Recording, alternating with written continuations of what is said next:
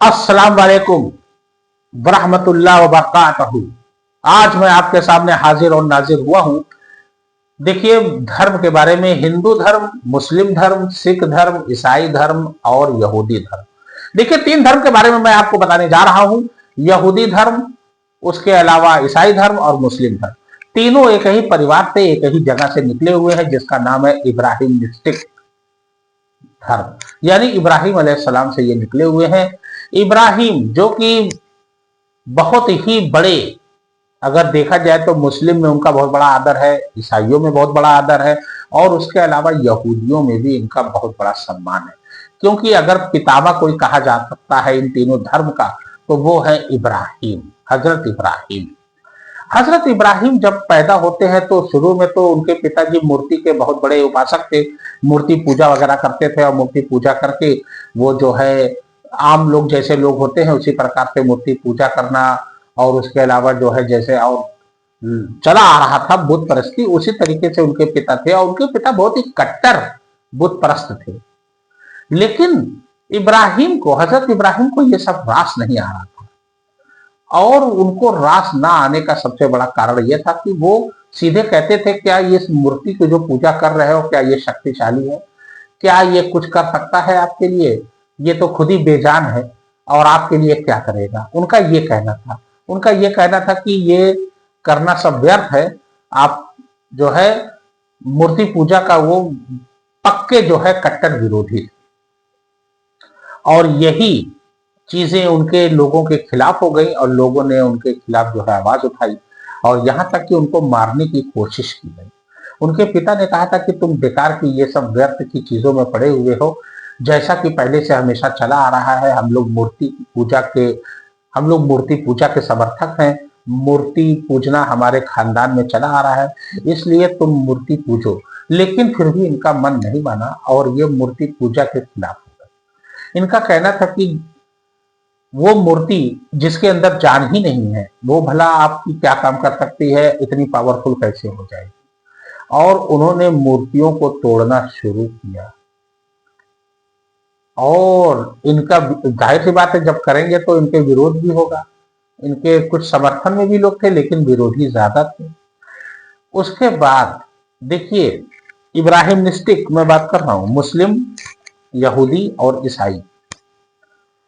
उसके बाद जो है ये सुमेर जो इलाका आप देख रहे हो, इराक वगैरह का, ये भाई उधरी देखिए, ज्यादातर धर्म उधरी से फैले हैं। इजराइल है, मिस्र है, सुमेर है, जॉर्डन है, यही सब, सऊदी अरब है, यही सब जगह से जो है धर्म फैले हुए हैं ज्यादातर।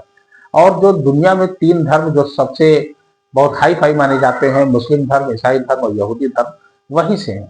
एक ही परिवार से निकली हुई ये तीनों धर्म। इब्राहिम अलैहिस्सलाम जो है, ये इनकी शादी होती है, एक इनकी बीवी रहती है हजर यानी हाजरा, और दूसरी बीवी जो इनकी रहती है, यानी कि देखिए इनकी दो शादी हुई थी, एक सारा और एक हाजरा, हजर। तो सारा से पहले शादी होती है लेकिन कोई बच्चा पैदा नहीं होता है, तो इनकी बीवी बोलती है कि तुम दूसरी शादी कर लो। हालांकि ये दूसरी शादी करने के खिलाफ थे, लेकिन ना चाहते हुए भी उन्होंने हाजरा से शादी की और हाजरा से इनको एक बेटा पैदा हुआ जिसका नाम था इस्माइल। और उसके बाद सारा भी हमल से हो गई, सारा को भी एक बच्चा पैदा होता है जिसका नाम रखा जाता है इसहाक। अब दोनों बच्चे साथ में रहते हैं। और उसके बाद इनका जो है मूर्ति पूजा के खिलाफ तो थे कि ये मूर्ति को तोड़ना और लोगों को समझाना, और बड़े ही जलाली थे। अगर कोई नहीं बात मानता था तो उससे लड़ाई वगैरह कर लेते थे। इनको ख्वाब आता था, अक्सर ऊपर वाला इनको ख्वाब दिखाता था। और ग्रेट फेथ इन गॉड, यानी भगवान में, ऊपर वाले में इनको बड़ी श्रद्धा थी। मतलब ये सोचते थे कि बस जो कुछ है ऊपर वाला है, अब ख्वाब में जो दिखाता था ये इसको पूरा करते थे। इनको रिवील नहीं हुआ था, इनके सामने कोई आया नहीं था, बस ख्वाब इनको आते थे। और जो ख्वाब आते थे ये बस वही ख्वाब को पूरा करने के लिए ये निकल पड़ते थे। और मूर्ति पूजा का खुलकर इन्होंने विरोध किया, खुलकर। जबकि उस समय मूर्ति पूजा एकदम आम थी और उसका विरोध करना समझ जाइए मौत को दावत देने के बराबर था। और उन्होंने इसका पुरजोर विरोध किया। जहां जहां गए इन्होंने लगभग मूर्ति पूजा को समाप्त ही कर दिया। उसके बाद इनको ख्वाब आता है कि तुम जाओ पश्चिम की ओर, और एक इलाका है जहां, वहां पर जाके जो है रहो। तो ये अपनी बीवी को लेकर, यानी हाजरा, जो थी उनको लेकर जाते हैं। और आजकल जो मक्का जो मुसलमानों का पवित्रों में पवित्र है, यानी होलीज ऑफ होली कहा जा सकता है, वहां पर जाते हैं और वहां पर देखते हैं चारों ओर एकदम रेगिस्तान ही रेगिस्तान, कुछ नहीं, पानी की एक बूंद नहीं। अब इनके बच्चे को प्यास लगती है, इस्माइल को, और अकॉर्डिंग टू मुस्लिम मुस्लिम के हिसाब से बच्चे को जब प्यास लगती है तो हाजरा, जो बीवी हाजरा रहती हैं, वो इधर दौड़ती हैं उधर दौड़ती हैं, लेकिन अब उनको पानी मिले कहाँ, रेगिस्तान में कहाँ पानी, मार परेशान। अब बच्चा जो है प्यास से एकदम बिलख रहा है, रो रहा है, तड़प रहा है, लेकिन इनको पानी कहीं मिल नहीं रहा है। तो जब ये एक चक्कर लगाती हैं सफा का और एक चक्कर लगाती हैं मरवा का, यानी एक इधर जाती है फिर उसी की उल्टी दिशा में इधर सामने भागती है। सफा मरवा ये बहुत ही पवित्र माना जाता है मुसलमानों के लिए, और हज जो लोग करने जाते हैं तो वहां पर 7 चक्कर लगाना होता है, तभी जाके हज पूरा होता है। उसके बारे में बताने जा रहा हूं आपको। तो ये चक्कर लगाती है, जैसे ही 7वां चक्कर लगता है वैसे ही जो है बच्चे की एड़ी से रगड़ के पानी का फव्वारा निकलता है।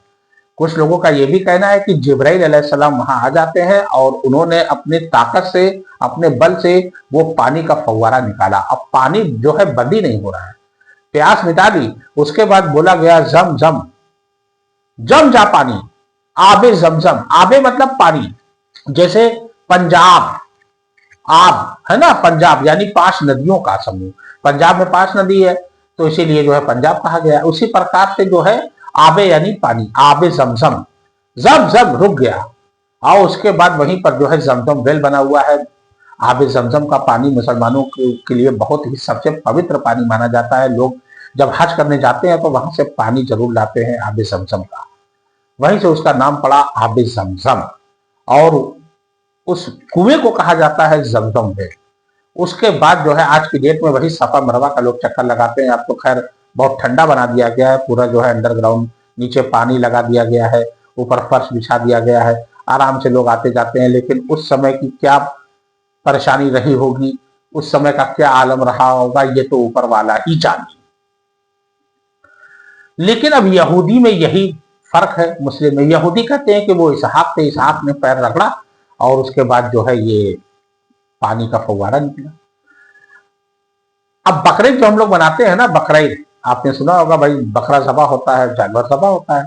तो बकरीद में ऐसा था कि ऊपर वाले ख्वाब दिखाते हैं कि तुम अपनी प्यारी, इब्राहिम अलैहिस्सलाम को ख्वाब दिखाते हैं कि तुम अपनी कोई प्यारी सी चीज को कुर्बान करो मेरे नाम।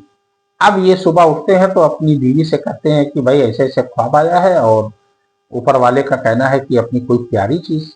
तो प्यारा तो सबसे मेरा बेटा है, मैं ही इसको सबसे ज्यादा अगर किसी को मानता हूं तो अपने बेटे को। तो अब ये होता है कि अब अपने बेटे को ज़बा करेंगे। अब ऊपर वाला एग्जाम ले रहा है, इम्तहान ले रहा है, और ये अपने बेटे को पूरे तरीके से तैयार करके रखते हैं। इस्माइल बोलते हैं कि अब्बू जान हमको ही ज़बा कर दो, क्योंकि ऊपर वाले का कहना है और ऊपर वाले की बात को मानना आपके लिए जो है फर्क है, जरूरी है।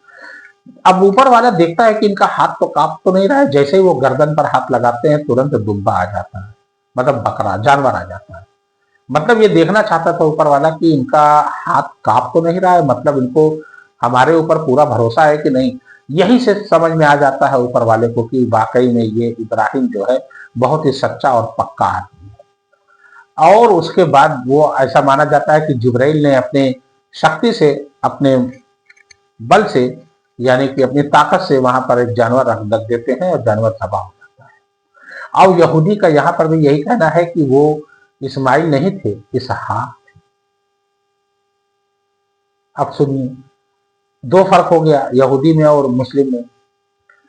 उसके बाद धीरे धीरे करके जो है ये मूर्ति पूजा का विखंडन करते रहे, और उसके बाद जो है जो काबा जो बना हुआ है ना, उसके बाद वो ख्वाब आता है कि एक घर बनाओ। तो एक काबे की तामीर होती है, उसमें जो ऐसा माना जाता है कि संगे अस्वद, यानी जो अस्वद का पत्थर जो है, पत्थर वहां पर ऐसा माना जाता है कि स्वर्ग से आया हुआ पत्थर है वो, और उसी में रखा हुआ है। और बिना काबे की ओर ही नमाज पढ़ी जाती है, काबे का तवाफ किया जाता है, और ये 24 घंटा 365 दिन लगातार होता है। और अस्वद पत्थर ऐसा माना जाता है कि उसी के अंदर है, और ये मुसलमानों का सबसे पवित्रों में पवित्र माना जाता है। अब यहां पे यहूदी इब्राहिम अलैहिस्सलाम के बाद फिर उसी में धीरे धीरे करके इसहाक, याकूब, इजराइल, वही याकूब को ही बनी इजराइल कहा जाता है, यहूदा पैदा होता है। और जो अपना एक अलग 10 पुत्र होते हैं, तो उसी में जो है लोग अपना अपना जो है कबीला बना लेते हैं और लोग अलग होना शुरू होते हैं। जाहिर सी बात है, एक परिवार में ज्यादा लोग रहेंगे, धीरे धीरे लोग अलग होते हैं, कुछ तक कुछ अलग होती चली जाती है। तो उसी में जो है यहूदा, जुड़ा, वही यहूदा से ही बना हुआ है यहूदी, जुडाइज, और उन्हीं को मानने वाले को कहा जाता है यहूदी।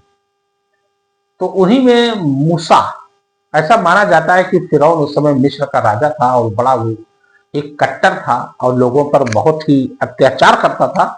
और वहीं पर ऐसा माना जाता है कि यहूदियों पर इतना ज्यादा अत्याचार करता था कि पूछिए मत। और यहूदी में ये हुआ कि अगर कोई बच्चा पैदा होता है यहूदी में तो मार दिया गया। और ऐसा माना जाता है कि नील नदी में बहते हुए मूसा आए और उनकी बीवी ने उनको जो है उठा लिया, आसिया ने, और उसको पाला और फिरौन से ये बताया कि ये बच्चा बहुत खूबसूरत है, इसको हम रखेंगे और ये बच्चा ऐसे ऐसे मिला है। फिरौन बोलता है ठीक है रख लो। और उन्हीं के घर में पल रहे हैं, बढ़ रहे हैं मूसा। अब बाद में फिरौन का कत्ल भी मूसा ही करते हैं। ये बहुत बड़ा अच्छा वाकया है। और पार्ट 2 में मैं आपको बताऊंगा, ये पार्ट 1 है। और पार्ट 2 में मैं आपको पूरी डिटेल से यहूदी धर्म के बारे में बताऊंगा, फिर ईसाई धर्म पार्ट 3 आएगा, और इस्लाम धर्म के बारे में बता चुका हूं। फिर तीनों को मिला के मैं बताऊंगा कि इतनी दुश्मनी क्यों।